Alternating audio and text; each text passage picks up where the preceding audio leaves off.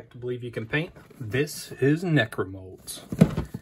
Necromolds is a really awesome combat game. Got amazing art.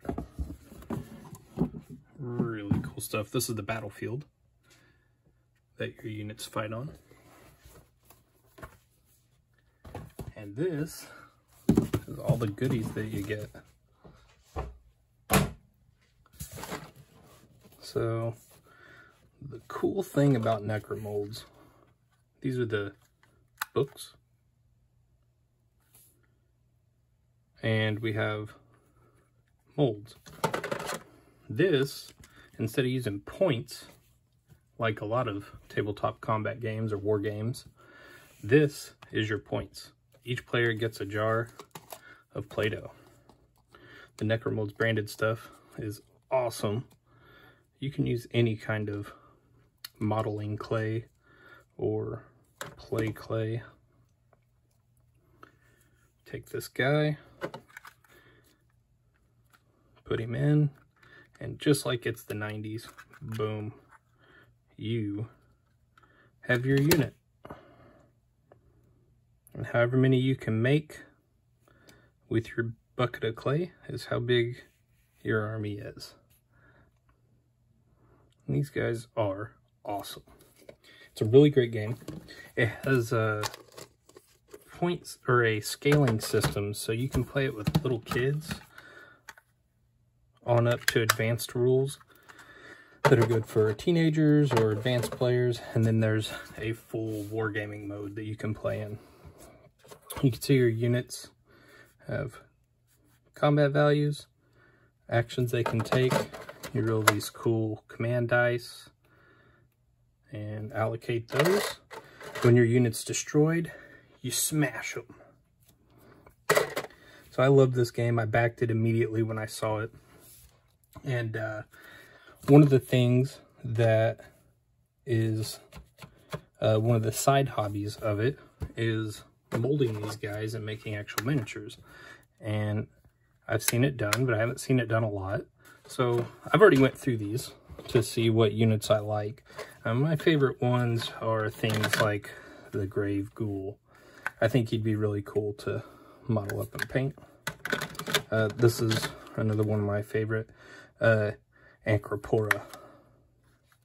He's got kind of like a, I don't know, snakes and, I don't know, he's cool looking. Oh, here's another of my favorites, kind of like a Hydra, the Lithydra. Really cool unit. So, not my pick, but my daughter says this is what we got to do, the Petrapod. And I'm sure it has nothing to do with the fact that it looks like a Triceratops. So we're going to do the Petrapod. So let's get our green stuff and mold this bad boy up. Alright, so I'm back. And unlike my previous videos, I'm not going to be a barbarian. Well, not as much, at least. Kids, sometimes you accidentally tell a lie. This is one of those times. And I'm going to try out putting on some gloves to see if we can keep my dirty fingerprints out of this mini.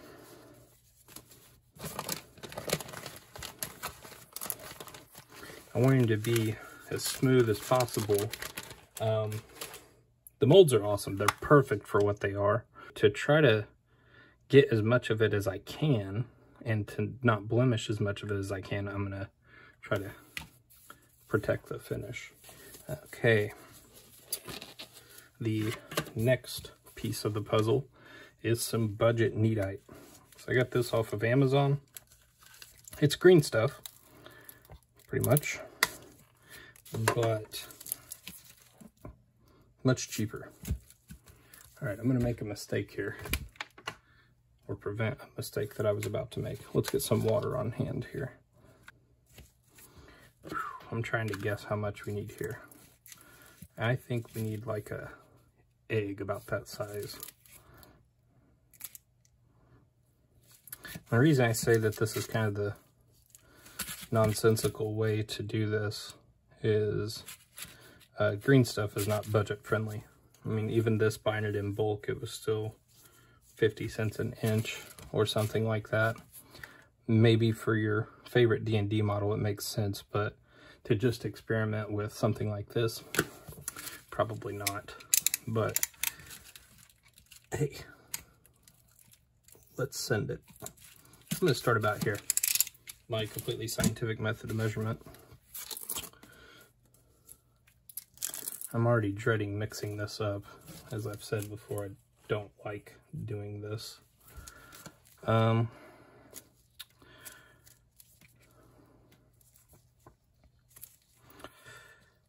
just checking this center to make sure it's not hardened too much. It feels okay. Oh gosh, we'll send it.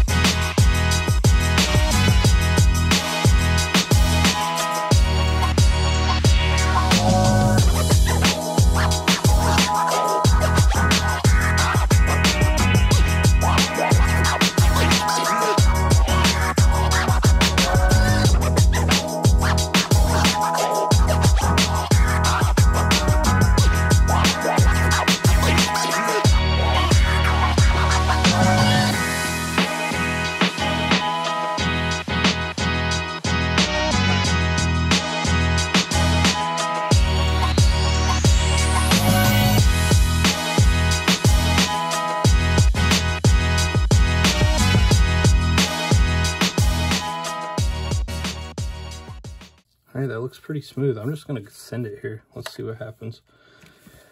I'm nervous about this. Oh yeah, we got plenty.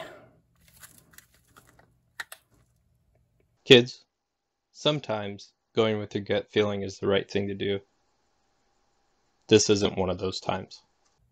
Oh, it's really tacky. It's way tackier than I thought it was going to be. Yeah, annihilated. Okay. Oh my.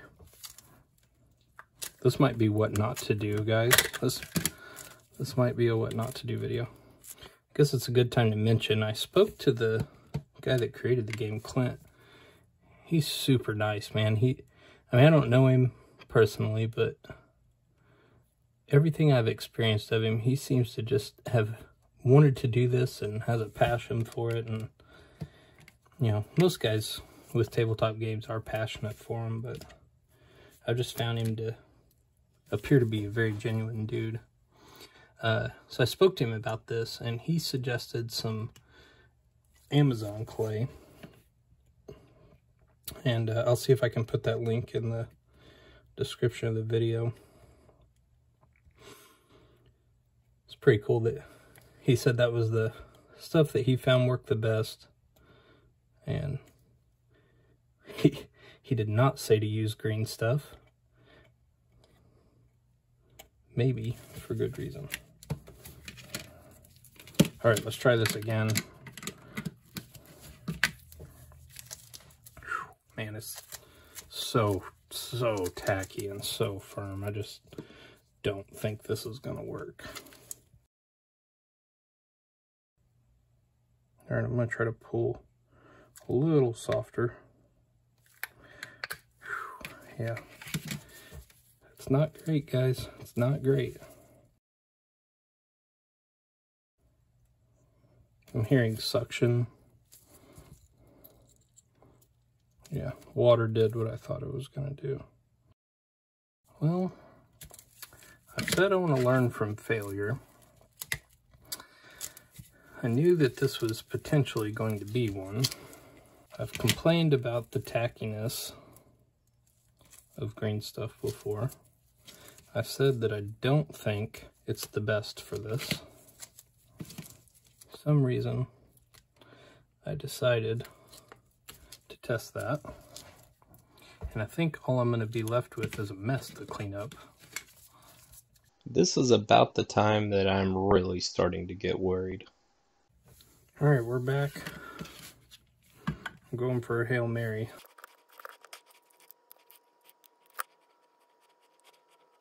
Okay, I think one more go here. You're not going to believe what I did. Dawn dish soap as a mold release. I'm going to go one more time for it. Okay. See what we got. Ooh, so close.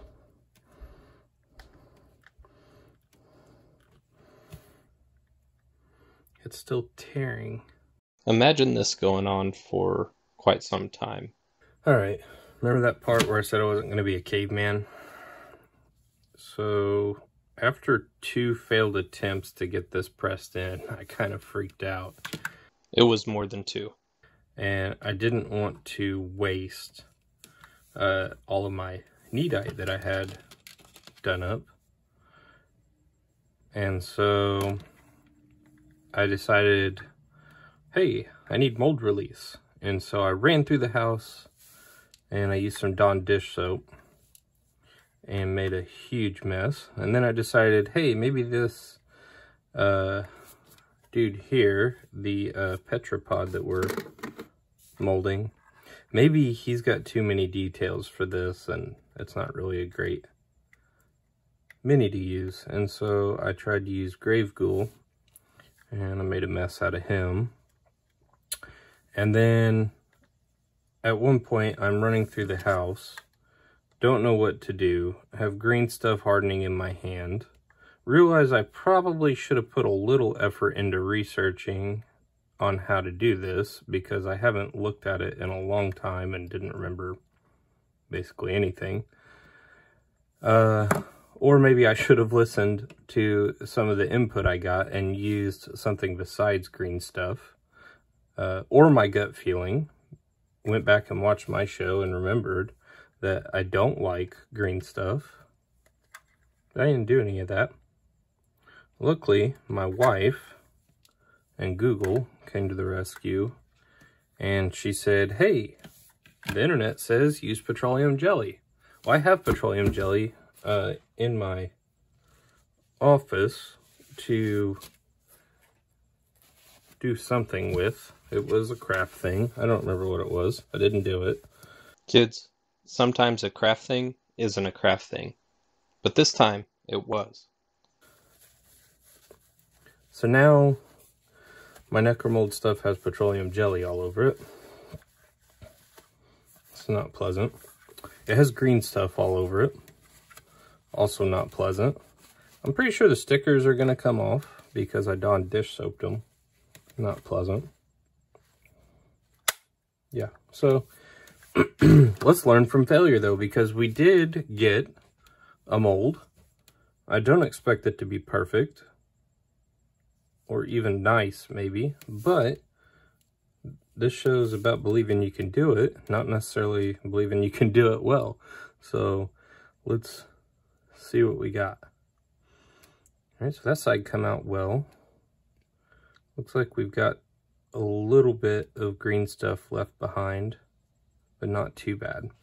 So one of the mistakes I was making is, 1, not using a mold release, 2, trying to pull it out before the green stuff had set up. So some research told me that, hey, it'll shrink up some. You should not just pull it out. Looks like we missed a crevice here.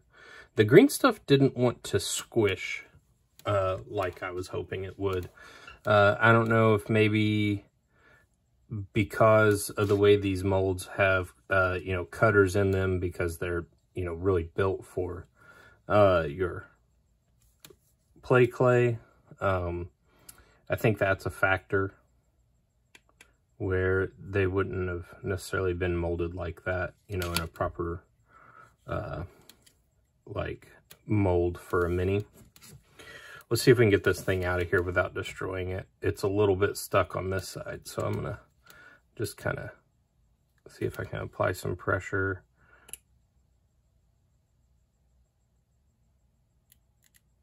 There we go. There we go. We're going to have something here. Oh, yeah, so I also said, hey, I'm wearing gloves. I'm not a caveman. Yep, that fell through too. About the time I got the Dawn dish soap, it was like trying to hang on to a, I don't know what. It was flying everywhere. So that didn't last either. I'm going to assume this isn't set up. It's been up for about 24, no, not even 24 hours. About 15 hours is how long it's been out. I can see a little bit of fingerprinting in it.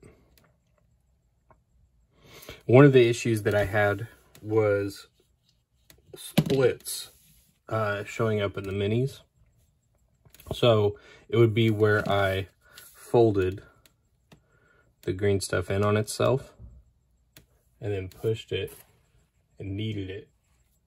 It didn't knead together well, and I think it might have been starting to slowly set up at this point because, you know, running around the house. So I kneaded it like so, and then found splits. So I found pressing and rolling was better than kneading, because kneading was putting gaps into it.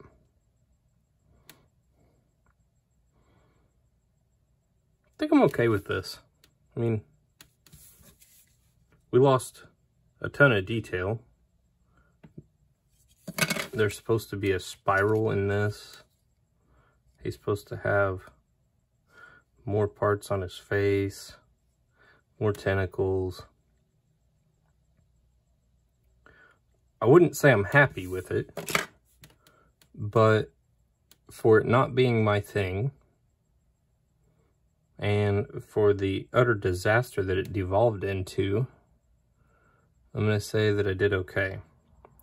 And I'm going to try to salvage some of this, maybe with the knife. So maybe we'll sculpt it and see what we can do. I don't know.